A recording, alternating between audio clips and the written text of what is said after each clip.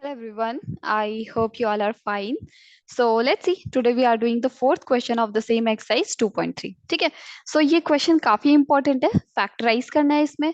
But इसमें क्या करना होता है, देखिए प्रोसेस आप लोगों को बहुत अच्छे से समझना होगा. सो हमारे पास ये क्वाड्रेटिक इक्वेशन है. क्वाड्रेटिक इक्वेशन यानी कि आप लोगों को इसका स्टैंडर्ड फॉर्म पता होना चाहिए.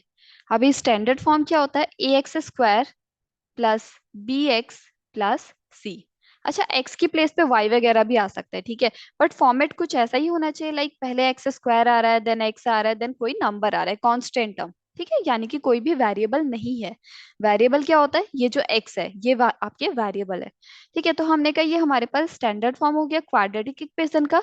अब इसको फैक्टराइज कैसे करेंगे, तो क्या करेंगे, ये जो फर्स्ट वाला नंबर है और ये जो लास्ट नंबर है इसको रफ में मल्टीप्लाई करिए. ठीक है, कॉर्नर पे हमारे पास फर्स्ट नंबर क्या है, 12 x square multiply 1. With sign आपको करना होगा, अभी तो इन दोनों में ही प्लस है, लाइक ये प्लस का 12 एक्स स्क्वायर और प्लस का 1, तो अभी प्लस नहीं भी लगाएंगे चलेगा. ठीक है, अब क्या है आपके पास 12 एक्स स्क्वायर, इसको मल्टीप्लाई करोगे तो 12 एक्स स्क्वायर आएगा.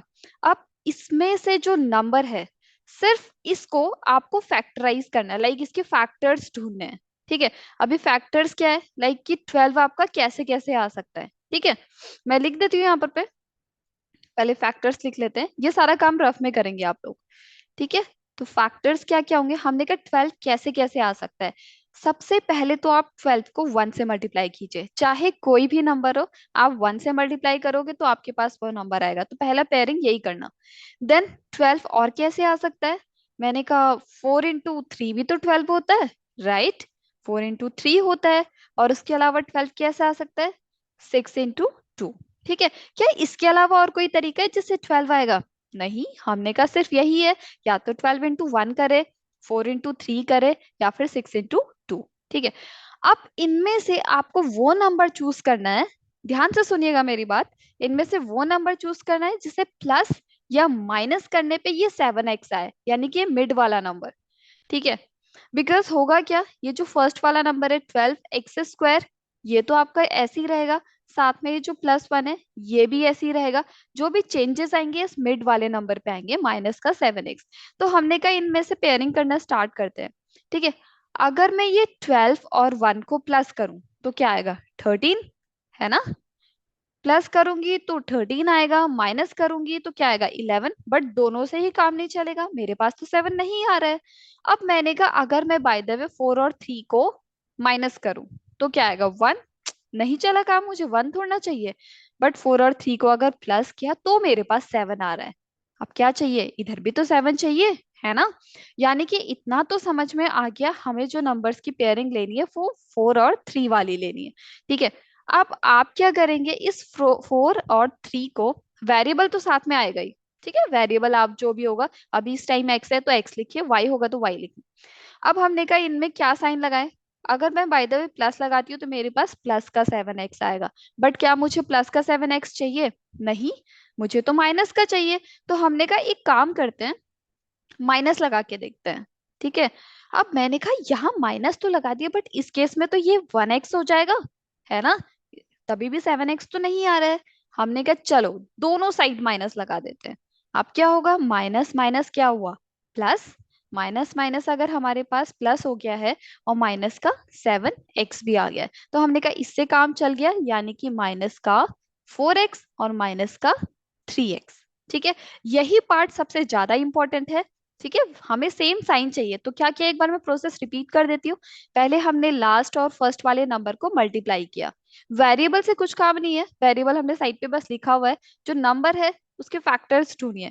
लाइक ये 12 आया तो 12 कैसे कैसे आ सकता है, फर्स्ट ऑफ ऑल तो आप 1 के साथ ही मल्टीप्लाई कीजिए, क्योंकि बहुत सारे क्वेश्चंस ऐसे होंगे जिसमें 1 के साथ ही पेयरिंग होगी. देन हमने कहा 12 और किस तरीके से आ सकता है, 4 into 3, राइट. देन हमने कहा 6 into 2, 6 2 भी 12 होता है. अब उसके बाद इनमें से ढूंढना है वो नंबर जिसको प्लस या माइनस करने पे 7 आए. ठीक है, तो हमने कहा ठीक है, 4 और 3 7 आ गया है हमारे पास, तो ये वाले नंबर्स ले लिए. साथ में हमने कहा माइनस का चाहिए तो दोनों में माइनस लगा दिया, क्योंकि माइनस माइनस होता है प्लस, और साथ में माइनस का साइन भी आ जाएगा. ठीक है, अब इसके बाद देखिए इनमें से क्या चीज कॉमन दिखाई दे रही है. मैंने कहा एक तो मुझे क्या दिखाई दे रहा है, ये जो 12 है और ये जो 4 है, दोनों ही 4 की टेबल में आते हैं, है ना। 4 3 ज़ा 12 और 4, और साथ में ये एक्स स्क्वायर है और ये एक्स है। आपने एट्थ क्लास में एल्जेब्रिक एक्सप्रेशन पढ़ा होगा, उसमें हमने, और फैक्टराइजेशन, उसमें भी हमने काफी सारे क्वेश्चंस किए थे इस टाइप के। ठीक है, तो हमने कहा एक एक्स भी कॉमन आ रहा है। अंदर क्या बचा, हमने कहा 4 की टेबल में 12 कितने टाइम्स में आता है, 3 टाइम्स। 4 3 ज़ा 12। ठीक है, ये हो गया है।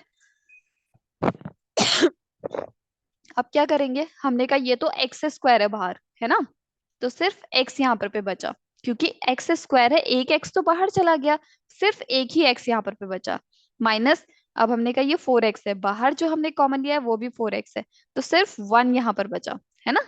ठीक है, क्योंकि 4 एक्स तो सारा बाहर गया, तो क्या बचेगा यहाँ पर पे 1। अब क्या करेंगे, अब इसमें से देखिए क्या कॉमन है। हमने कहा इसमें से तो कुछ कॉमन दिखाई नहीं दे रहा है, यहाँ पर सिर्फ 3 है और एक्स है, और इधर तो एक्स भी नहीं है। तो हमने कहा जब भी कुछ कॉमन नहीं होता है तो आप लीजिए 1। ठीक है, अब साथ में मैंने कहा मुझे यहाँ पर माइनस दिखाई दे रहा है, तो मैंने माइनस का 1 कॉमन ले लिया। ठीक है, चाहे तो प्लस भी ले सकते हैं, अभी बताती हूँ माइनस क्यों लिया है। सो हमने कहा 1 कॉमन लिया है, तो यहाँ पर पे 3 एक्स एज इट इज आएगा, बट ये माइनस का 3 एक्स था, माइनस कॉमन लिया है तो अंदर प्लस का 3 एक्स आएगा। ठीक है, क्योंकि माइनस बाहर ले रहे हो तो अंदर के साइन अपोजिट हो जाएंगे। अच्छा, अब ये प्लस का 1 है, प्लस का 1 है तो प्लस का 1 माइनस के 1 में चेंज हो जाएगा। ठीक है, चाहे तो हम यहाँ पे +1 भी ले सकते थे, वो इसलिए नहीं लिया बिकॉज ये वाले जो ब्रैकेट का वैल्यू है और ये वाले ब्रैकेट की जो वैल्यू है ये सेम होगी। ठीक है, you can see 3x-1, 3x-1, same sign same number. अगर डिफरेंट आएगा तो समझ जाना आपसे गलती हो गई है। ठीक है, तो हमने कहा एक तो फैक्टर हमारे पास जो है दिस इज 3x-1 आया, और दूसरा वाला क्या आया, ये जो ये वाला पार्ट बचा है 4x-1। ठीक है, तो ये हमारे पास आंसर आ गया है। I hope this is clear. नहीं समझ में आया है तो एक बार और अच्छे से वीडियो को देखिए, बिकॉज ये क्वेश्चंस काफी इंपॉर्टेंट है, आगे तक काम आते हैं। ठीक है, so thank you so much everyone.